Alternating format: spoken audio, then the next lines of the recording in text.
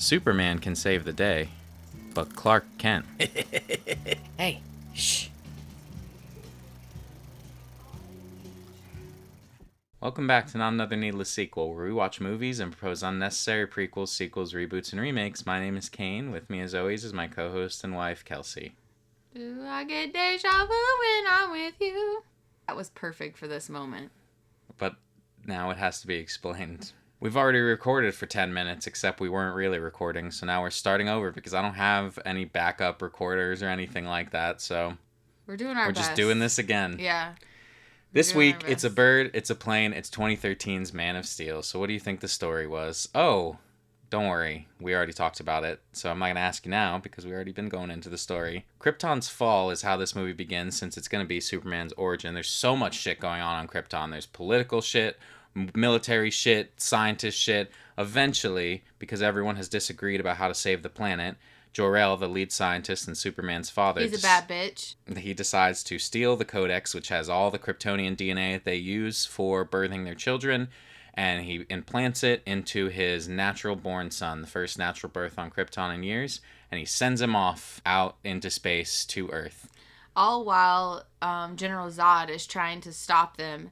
And Jor-El fights Zod so his wife Lara can allow Kal-El or Clark Kent or Superman to escape in the pod, and there's a very low likelihood they'd be able to find him. Yeah, and so Zod kills Jor-El. After that, Zod is taken by the military or the police, and he is sent to the Phantom Zone for the rest of... What's crazy to me, though, is that if they had just waited a day, this movie wouldn't have even happened because Zod would have died on Krypton. I don't think that they think that that's going to happen. They think they can still turn it around. Yeah, like, okay. They're failing still. But yeah, they sent him to the Phantom Zone, but you're right. Like, if they had just, given him a due process or something.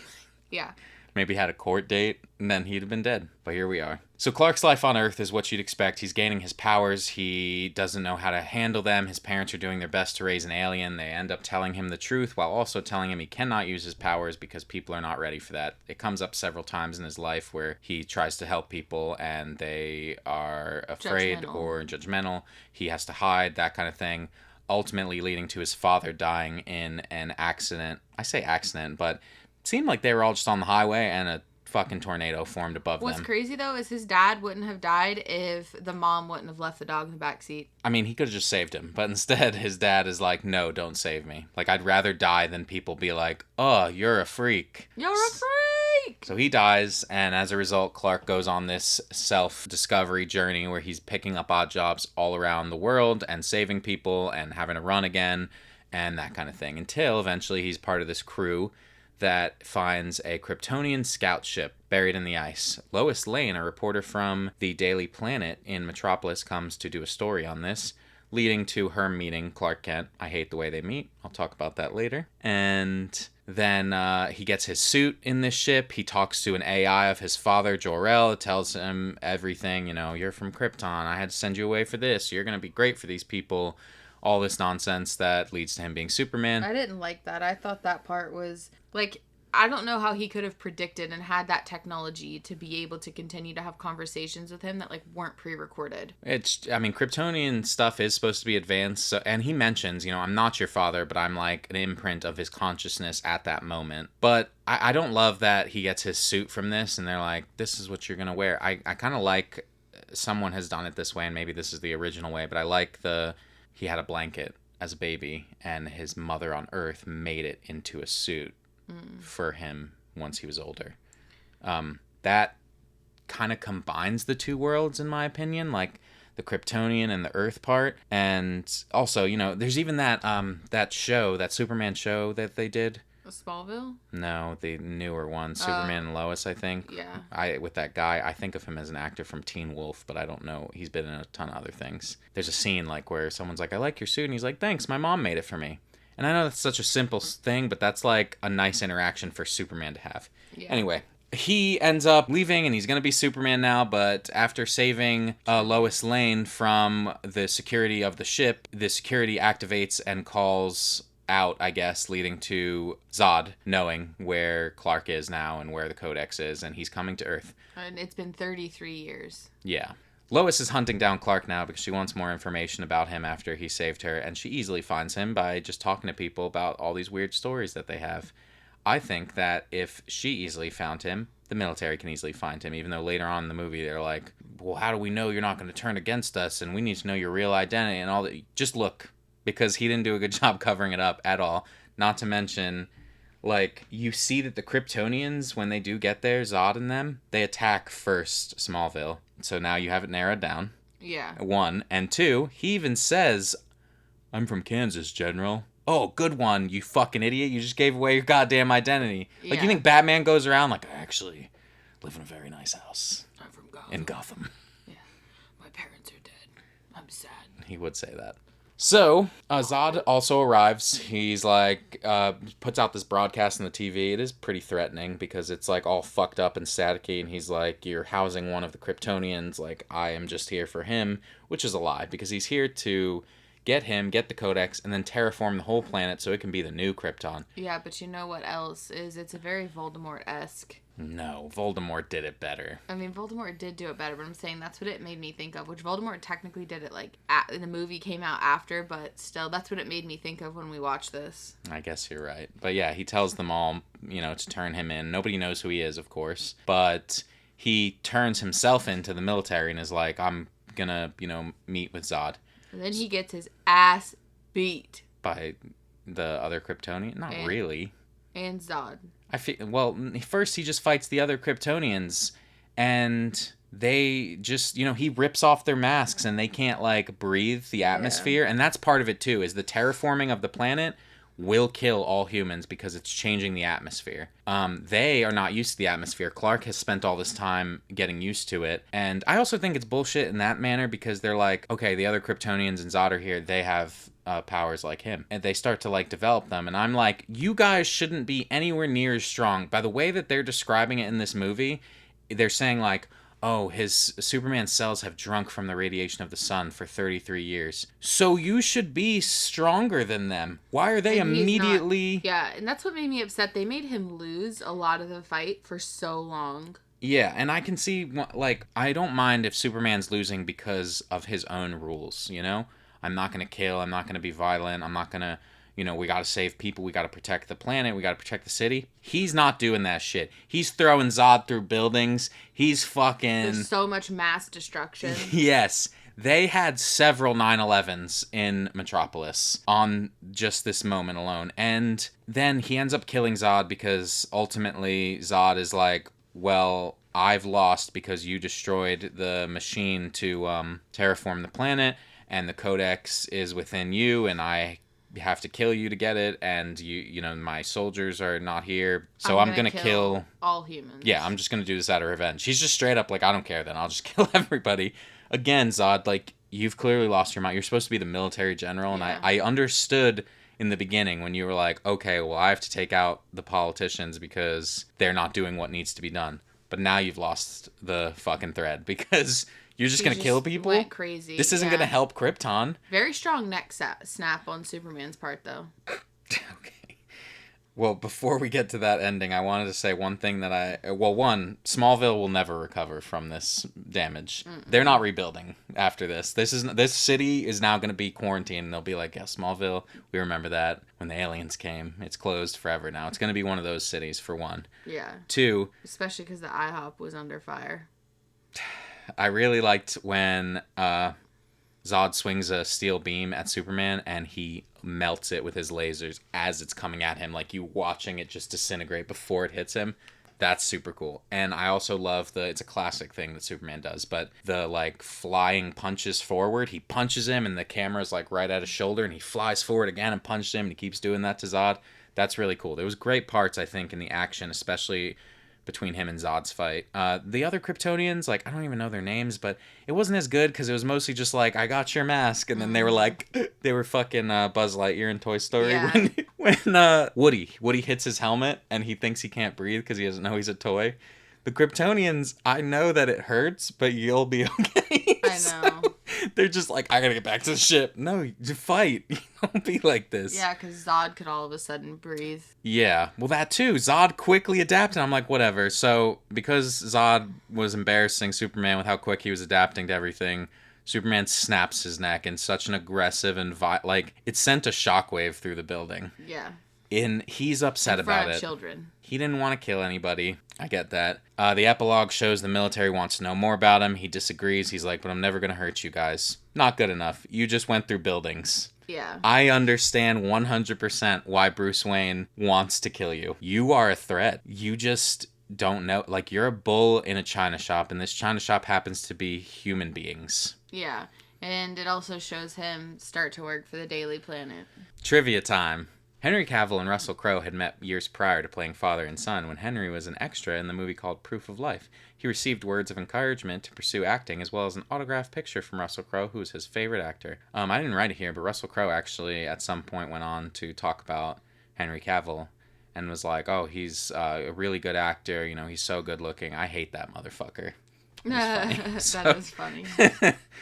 Before Clark enters the Kryptonian ship, there's one pod left open, and it was revealed in a promotional comic book that the ship was once occupied by Clark's cousin, Kara Zor-El, also known as Supergirl. They didn't do anything in the Snyderverse with that, unless you count the Flash movie where there is a Supergirl, but that's different because she kind of replaced Superman in that timeline. Yeah. Amy Adams had actually auditioned for Lois Lane 3 times. The first time was in Brett Ratner's abandoned film Superman Returns, and she finally got it in this. Nice. Zack Snyder proposed that Superman kill General Zod in order to set up Superman's classic never kills motto. He wanted it to be brutal and jarring so it would forever be in Superman's mind. So that's why it's such a moment and he's like, super upset about it. I kind of feel like the death of his father should have been like I'm never letting anyone die again. My dad was wrong. This film did release in June 2013, which was the 75th anniversary of Superman's debut in Action Comics #1. Oh, that's cute.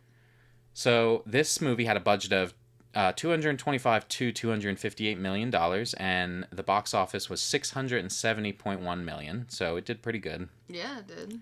On Rotten Tomatoes, Man of Steel has an approval rating of 57% based on 340 reviews, with an average rating of 6.2 out of 10.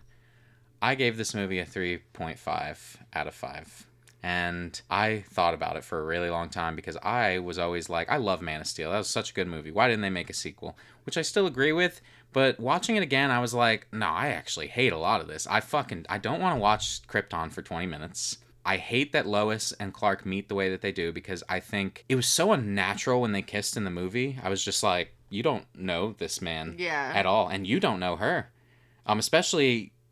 I don't know. Like, it felt so wrong. Yeah. If they were already reporters together and she didn't know he was Superman, they go to this story together. We have to investigate this ship. One, you have a reason for him being there. It's no longer, I'm just on this crew. Mm-hmm. He now has a reason. And, you can even have a scene of him fighting like, oh, I'd actually really like to go with Lois.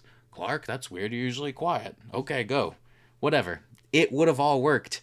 Then they go there and then he has to save her when she catches him suddenly being Superman-y and looking around the ship without her. And she's like, Clark, what are you doing? Activates the security. All of that would have been better. And they already had a basis for, you could have had them dating. I don't know. You could have already had them dating and it would have been fine. It's better than this. Yeah, I think I actually read more about his origin story and in this movie at the end they make it seem like he just goes and all of a sudden gets a job. But in the other comics, he goes to school and becomes a journalist and travels the world and then comes back and works for the Daily Planet. Because I was researching for my sequel and I was like, dang, do I just want to remake it? Because I didn't like it and I was like, well, the new Superman's coming out. It'll probably touch on some of that. Blah, blah, blah. But anyway, that's what I would have done. I think that would have been better, too, because also, how did he get that job? Also, it made him seem like a loner, like he doesn't know how to interact with other people. He's a fucking weirdo. And in his actual origin story, he's not like that. Like, he dates people, he's normal, he's not... Like, Smallville did such a good job of a show back then, of just having him being in high school and shit. Kyle XY? That's what they tried to replace it with. They were like, well, Smallville's coming to an end. We gotta take this guy's belly button away. Anyway, fucking Zod, like, I like him as a villain, but I just don't think that Superman should have killed him. And I'm not like, oh, Superman should never kill. I think it can happen. But I don't think that was enough. I don't think you slowly James Bonding these people. Could he not have grabbed you and flown up? I mean, you already destroyed the building. You might as well go through it again. That too. Superman made no attempt to not destroy buildings. If the whole city got destroyed and they threw in a scene there of him like, no, wait, stop. Invincible. Yeah. Omni-Man is tossing that motherfucker around. And Invincible keeps stopping fighting him to try and help people. You remember he's fucking holding that building up. And like shit like that made you... I don't think of Invincible as like, oh, you're dangerous, like, because you will just go through a building. Even though he's the same. That's what you needed for this. I don't know, man. I just, watching it again, I was just so disappointed. I think hurt. I was. Well, it was way too long because it didn't feel like they were even building on a story. It just felt like they wanted the fight between Superman and Zod to be an hour long, and it didn't need to be. Like, there was no build-up. That's so weird that you feel that way, because I feel like I wanted it just to be Zod, and I don't care about the other Kryptonians. If anything, just make them all three attack him at the same time. And then make that the excuse. That's what I'm saying. I did just want it to be Zod, but it didn't need to be an hour. All they did was destroy buildings for an hour. Like, it wasn't... There was no conversation. It was... I mean... Literally everything makes me go, Bruce Wayne was right in Batman vs. Superman. I mean, in this universe, probably. Yes, because even when they open that movie, you see Bruce Wayne saving that child from a collapsing building. That's one child. That happened to all kinds of people. Yeah. People were killed... People by the thousands, like buildings fell on people, debris, and I know without them showing it that Zod and or Superman clean went through somebody and just left a pink mist. 100%. Anyway, man, 3.5 out of 5, like I said. Not the best. So obviously in the world there's plenty different Superman clones, you know. There's actual Superman clones in the comic, but that's not what I mean. So you're going to tell me who you think would win in these fights. Okay. Homelander versus Superman. Superman. Absolutely. But does Superman have to kill him? Yeah. What's wrong with the Phantom Zone? I feel like Homelander, I don't know, because there's stuff about the comics I don't know from the boys. What if, and this is horrible, and maybe Superman wouldn't do this either, what if you just broke his arms and legs forever and thumbed out his eyes? Homelander just wouldn't be able to... You're looking at me like I'm a monster. I'd rather him kill him. Okay, thank you. I agree he'd win. Omni-Man? That'd be such a good fight. I think Superman would win only because Omni-Man, like, while he has healing, I mean, I'm sure Clark does too, though, right? Well, Clark, for a lot of things, he can't be penetrated. Yeah, so I think Clark would penetrate it, huh? I think Clark would win for the simple fact of... He is almost indestructible, and... Omni-Man's not coming with magic or kryptonite. Yeah. Obviously, if you bring kryptonite into this conversation, it changes everything. Yeah, but also I think that the laser vision is going to play a bigger role in this than we think. Well, Omni-Man and Invincible, like, sure, they're tough and they can take a beating, but they do get fucking beat up. Yeah. Superman doesn't get beat up like that. They get black eyes and shit. Their teeth come out. Yeah. Now... Digging too far into the Invincible comic, the Viltrumites can regenerate from a single drop of blood. So, if you get into that, then he'd, I don't know, never be able to kill him. Yeah. Throw him into the sun, I don't know. I think still Superman would win. Yeah. Okay, Brightburn, a horror movie. There's that little kid that's basically Superman. Oh. I mean, Superman would win. He's a kid. Yeah. And he was mostly just violent, like acting out as a child. I don't know. Yeah. Icarus. That's that's a good one too. I actually feel like cause he's almost indestructible too. Well, the other Eternals beat him. Yeah, but isn't he bulletproof and stuff as well? I think so, but I don't think he's, he doesn't have to have kryptonite. Like, he can be beaten. And I think the thing is they beat him and they had like individual powers, and a lot of the stuff they can do, Superman can just do as himself. That's true. I think it'd be a close fight. Probably 7 out of 10 times Superman wins. The next option, I agree, Superman beats Icarus. The last one is All Might from My Hero Academia.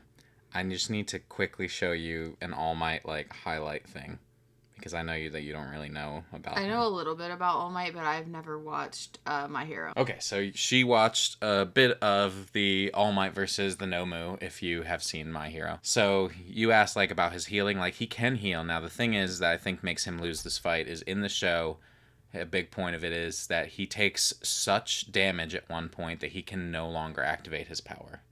Because he is normally a skinny dude. Yeah, And I've then seen he like him. bulks up. I think he would lose for that reason. I will say that I think of all these characters here that he has the most will power and would probably fight so hard that he would put up a decent fight. But I think Superman wins again. Okay. Now, for anyone that's, yelling at me about this, like, I'm not a huge Superman guy. Like, he's not my favorite hero. I don't dislike him. I've actually grown to like him a bit more since James Gunn has kind of been talking about him. Even before the movie was, like, having a trailer and shit. I'm saying since James Gunn took over, he started talking about Superman. And he just put things into perspective about Superman I never thought about. Like, Superman's less about, like, whoa, look how cool he is, he can fly. And it's more like the person that he is. Like, a man with such power that is not corrupted by it at all. And he's providing hope for people. So... Yeah. I think something that's always been hard for me with, like, the DC versus the Marvel universe is the DC characters seem more relatable in a lot of ways, like, from what we've, like, seen on TV. The DC characters seem more Or relatable? the Marvel characters. Yeah, I mean, they've gone for, like, a realism way in a lot of Marvel movies. Obviously, some that It's you hard can't. to do that with some of the DC characters. Yeah, well, see, that's what people think. Some of the complaints about Man of Steel is they're like, oh, Zack Snyder tried to make this alien more realistic and it made it worse. And I don't know. You do things realistically in a certain way. Yeah. Like, if the first Iron Man movie had Galactus show up, it would have felt weird. Yeah. Now, Galactus is going to show up now, but we've seen enough that it's like, I'm not like, oh, what? Yeah, I think the way that they planned it is really good. So I am interested to see, because James Gunn was clearly a part of that production and stuff for a really long time. So I'm interested to see how this one, goes and how the story shapes, to see if I feel differently. Well, James Gunn's Superman releases this Friday, July 11th. I'm super excited about it. I think it's going to be fantastic. I definitely think it's going to be better than this one. I just like seeing his Superman looks happy. He doesn't look in distress like Henry Cavill constantly did. And I get it. Yeah. He was dealing with a lot, but, I almost wonder what Henry Cavill would have done as Batman because of how, like, broody they made everything about him. Yeah.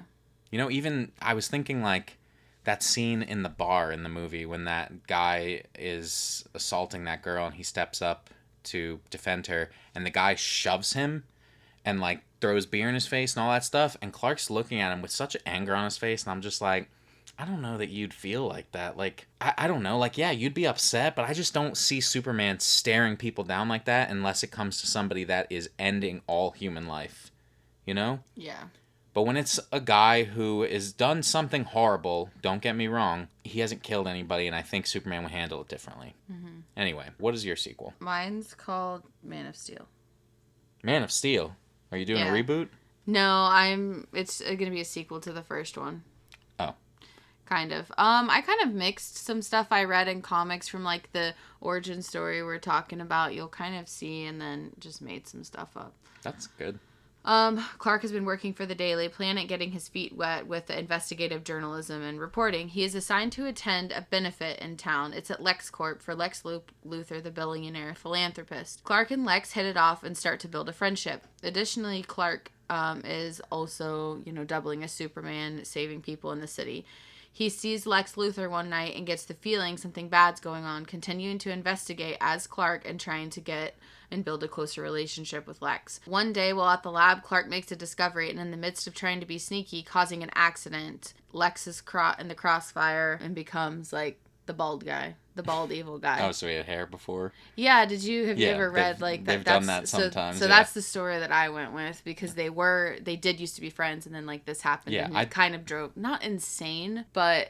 Yeah. I can see it, yeah. Yeah. I like that. After this, Lex disappears from the public eye, but a big project he continues to build and is planning to launch from behind the scenes to take down Superman at his next benefit. During the fight, it's realized Luthor's project was creating kryptonite to defeat Superman. When Clark finds this out and reacts, he's actually injured by the kryptonite, giving Lex, like, oh, is Clark Kent Superman? But I think a big thing in the comics is that he knows that he's Superman, but he refuses to believe it. Lex has a lot of stuff going on in his brain. So that's vibe I want to go with this. Can I say that sorry to interrupt. I really like the idea of him trying to create his own kryptonite, because I like that could lead to the other versions of kryptonite that they'll never do in the movies. But in the comics, if you know, there's other colors of kryptonite that do different things to Superman. But there's other colors, and it would be interesting to see that as like a byproduct of LexCorp trying to recreate kryptonite. Yeah. Thanks. I did a lot of research. Yeah, I can see that. Yeah, so this is kind of where I started making stuff up. It's up to somebody to save, Clark. Obviously, him and Lois Lane are going to have a relationship at this point. She's, like, showing him the reins. This is what I thought about doing. Like, remember I said I thought about remaking it, and then he's, like, gone to journalism, but I didn't want to redo, like, a whole origin story for the same thing. So, with the help of Lois Lane, who's able to help free Superman, he is still very weak, but in runs Crypto. Oh. And he is able to finish saving Superman and, heal him from the kryptonite. And even though Clark is able to escape and Lex Luthor is, angry about it, he's still on the loose with this newfound knowledge. But you do see that conflict in his mind. Like, is it Clark? Is it not? He's been driven into hiding after the fallout. And in his mind, he knows he can't beat Superman alone for now. So I think that should lead into him, like, recruiting. The League of Villains? Yeah. I like that. The end. Pretty good. And you're just calling it Man of Steel. I don't know. I don't know what it should be called. I'm not good at titles. Okay. Well, don't worry, because mine's not a good title, but here it is. Man of Steel. Man of Nth. That's my name. All right. You'll get it. It'll make perfect sense. Doesn't mean it's a good title, but it'll make perfect sense. Okay. We open up with Clark and Lois attending the launch of a LexCorp space shuttle Excalibur. They're there to do a story for the Daily Planet. They hear the CEO Lex Luthor speak about his company, and they have a chance to interview him. During the interview, the topic of Superman comes up, which leads Lex to criticize Superman, showing his disdain for Clark. Over the next few months, Lex continues to be in the news, disparaging Superman's efforts and claiming that soon they won't need him as LexCorp is working on his replacement. On the day that Excalibur shuttle is set to return, the landing sequence has an issue and Superman must fly in to save the crew from a crash landing. Months later, the crew of the Excalibur have been diagnosed with an aggressive cancer. Lex Luthor is sued by the crew as they claim the shuttle was built with inferior shielding to save money, so they took on the sun's radiation, leading to cancer. In court, Lex actually argues that Superman is the cause of the cancer due to the alien radiation on his body, and by him helping the crew and getting them out of there, they're like, oh, touching Superman must not be a good thing. This leads to the lawsuit being dropped because, I don't know. People believe him. Yeah. Yeah, people believe him, but also there's not enough left to, like, countersue. You can't prove it, yeah. Yeah, but, people will show that, maybe they're like, oh, maybe this Lex guy's right. Should we really have an alien just touching us? Mm-hmm. And I think that would create a good kind of theme of, like, fuck, I don't know how else to say it. Create a good theme of maybe you shouldn't be scared of someone just because they're different, and honestly, just address everything going on in the world. Because I don't talk about it every fucking episode. Don't think that I don't talk about it every single day and spend all of my days looking at the fucking state of this world. And I'm sorry that I can't do anything to individually help. Well, I can, but not, you know what I mean. The point is don't think that I'm just pretending it's not real. All I'm doing is doing my stuff on the back end and trying to put this out there. So if you just want to take a fucking peaceful moment away from everything that's going on, take a peaceful moment away from your protests and what you're doing to help, and just try and think about something else, then you can listen to this. Please don't think that I'm staying silent about any of this. And, due to my co-host's real job, sometimes it's not the most comfortable thing to bring up. But those are my personal thoughts and feelings, and my co-host will not be sharing hers, again, due to her job and stuff. Anyway, the shuttle crew is subjected to LexCorp's experimental treatment, which kills all of them besides Henry Henshaw. After so many failures, Lex found treatment in replacing much of Henry's infected body with a recently discovered metal, Nth. Ugh. Nth is, I don't know, DC's adamantium. Oh, okay. It's like just, super strong, best metal that they have. It's what Hawk Girl's mace is made out of. Oh, okay. And she'd be whacking people around. She'd be whacking.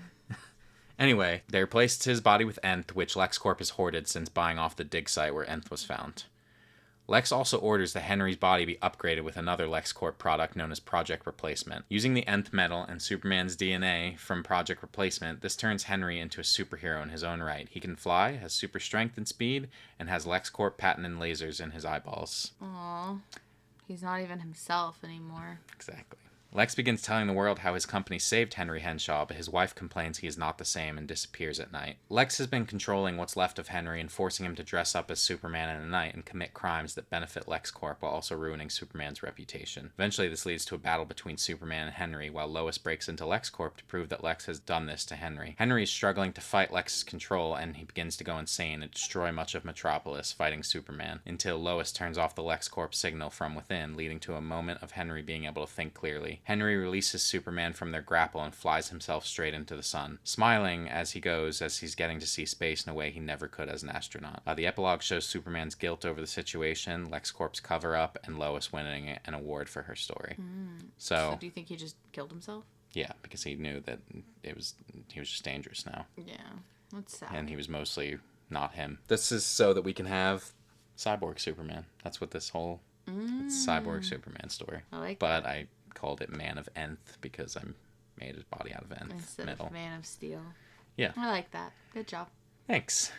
So thank you so much for listening. We do so appreciate it. If you want to talk movies with us, you can find us on TikTok, Instagram, Letterboxd, Threads, and Blue Sky. We are NansPod everywhere. NansPod. If you'd like to vote on whose sequel idea was the best, come by our YouTube channel for the polls, or you can let us know your idea across our socials or at needlesssequel@gmail.com. Links, as always, will be wherever you're listening. If I could ask you for one thing, it's to share our show with someone and leave us a review. That is how we get new listeners. Of course, I also ask that you come back for more Needless Sequels. Next week, we're watching The Big Lebowski on Max.